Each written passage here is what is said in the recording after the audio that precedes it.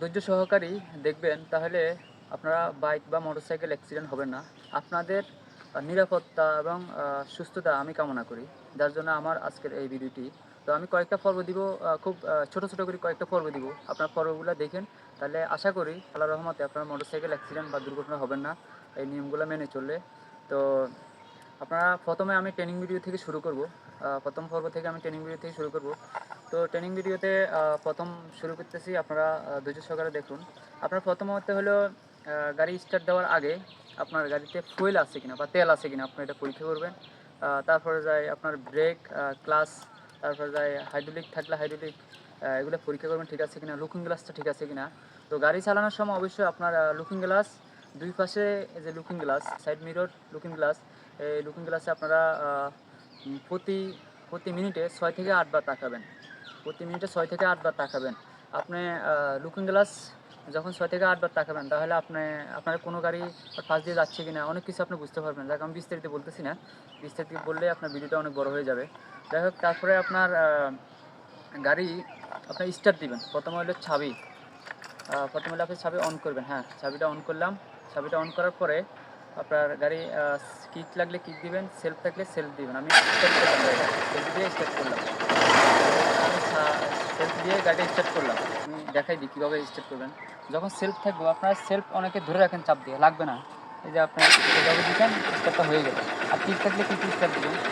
Pick up দিবেন একটু পরে, একটু পরে আপনি পিক আপ দিবেন। সেলফ মারার সাথে সাথে যখন পিক আপটা দিবেন, তাহলে আপনার ইঞ্জিনটা এফেক্ট করবে। কারণ হলো ইঞ্জিনটা ঠিক না তখন। আপনি এটা আমি আবারও দেখাই। আপনি এই যে সেলফটা মারবেন, মারার পরে স্টার্টটা হয়ে গেল অটো। যখন আপনি এভাবে হালকা করে স্টার্ট করবেন, তখন আপনি ঠিক আছেন, রাইটে আছেন। আর যখন সেলফটা মারার সাথে সাথে আপনি পিক আপ দিবেন, তখন আপনার ইঞ্জিনটা শুকনো, তেলটা পর্যাপ্ত পূরণ পায় নাই, তখন আপনার ইঞ্জিনের ক্ষতি হবে, ইঞ্জিনটা এফেক্ট করবে। আপনি ইঞ্জিনের কাজ করানো লাগবে, বাইক খরচ হতে পারে একসময়। তো বেশি দিন ইঞ্জিন টিকে না, কাজ করানো লাগে। যাই হোক, আরও অনেক বলতে গেলে অনেক কথা আছে। তো আমি আজকে দেখাবো কীভাবে আপনি গাড়ি চালাবেন। আমার এটা ফার্স্ট গিয়ারের গাড়ি। তো আমি এখন আপনাদেরকে গাড়ি চালাই দেখাবো। তার আগে আমি গিয়ারটা আপনাদেরকে বুঝে দিই। যেমন কোনো গাড়ি 4 গিয়ার থাকে, কোনো গাড়ি 5 গিয়ার থাকে। আমার এটা 5 গিয়ার। তো আমি যে প্রথম গিয়ার লাগাবো, আপনি প্রথমে কীভাবে গিয়ার লাগাবেন দেখেন। যে ক্লাচটা ফুল ধরবেন। আপনি যে কোনো গিয়ার লাগান না কেন, আপনি কখনো হাফ ক্লাচ ধরবেন না। হাফ ক্লাচে আপনার ক্লাচ প্লেট জ্বলে যেতে পারে, ক্লাচ প্লেট দ্রুত ক্ষয়ে যেতে পারে, ক্লাচ প্লেট নষ্ট হয়ে যেতে পারে, এমনকি ইঞ্জিনটা গরম হতে পারে, আরও বিভিন্ন ধরনের সমস্যা হতে পারে। ইঞ্জিন পিছনে সমস্যা হয়ে পড়ে গরম হয়ে। যাই হোক, এই যে ক্লাচটা ফুল ধরবেন, ফুল ক্লাচ ধরে আমার এই যে পাশে আসুন আপনি একটু। আমি গিয়ারটা কীভাবে লাগে দেখেন। এই যে আমার এটা ফার্স্ট গিয়ার হলো নিচে, হ্যাঁ, ফার্স্ট গিয়ার নিচে আমি এই যে ফার্স্ট গিয়ারটা লাগালাম। লাগানোর পরে বাকিগুলো আমার উপরে গিয়ার, পিছনে উপরে, মানে আমি উপরে উঠে পিছনে দিলে পিছনে হয়ে যায়। তো আপনাদেরকে আমি চালিয়ে দেখাবো। ফার্স্ট গিয়ারটা লাগালাম মাত্র। দেখেন এই যে আস্তে আস্তে অ্যাক্সিলেটর দিবেন, আস্তে আস্তে আপনারা ক্লাচটা ছাড়বেন। ক্লাচটা আস্তে আস্তে সরাসরি পুরো ছেড়ে দেবেন। আপনারা ফার্স্ট গিয়ারটা বুঝছেন অবশ্য। সেকেন্ড গিয়ারটা আমি দিচ্ছি, যে সেকেন্ড গিয়ারটা দিকে একবার দিন, সেকেন্ড গিয়ার দুইবার দিলেন, থার্ড গিয়ার, তিনবার, তারপর 4 গিয়ার, তারপর হলো 5 গিয়ার। হ্যাঁ, এভাবে আপনারা লাগাবেন। কীভাবে লাগাবেন, একটু পর পর, মানে একটু পর পর 10 গজ পার হইলে আপনি গিয়ার চেঞ্জ করতে পারবেন। গাড়ির গতি অনুযায়ী চেঞ্জ করবেন। এভাবে আপনারা গাড়িটা চালাবেন সুন্দর করে।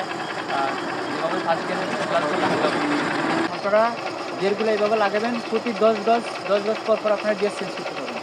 আর ঠিক ফার্স্ট গিয়ারের মতো এইভাবে আস্তে আস্তে ক্লাচ ছাড়বেন, অ্যাক্সিলারেটরটা আস্তে আস্তে বাড়বেন, পরে হয়ে যাবে। ফার্স্ট গিয়ারে যেরকম আপনার ক্লাচটা একটু বেশি, অ্যাক্সিলারেটরটা একটু বেশি দিতে হয়, ক্লাচটা একটু আস্তে আস্তে ছাড়তে হয়। অন্যান্য গিয়ারের ক্ষেত্রে এটা না, অন্যান্য গিয়ার ক্ষেত্রে আপনি ক্লাচ দ্রুত ছাড়তে পারবেন, অ্যাক্সিলারেটর দ্রুত দিতে পারবেন, সমস্যা নেই। ওকে, আল্লাহ হাফেজ। আজকের জন্য দেখা হবে অন্য পর্বে।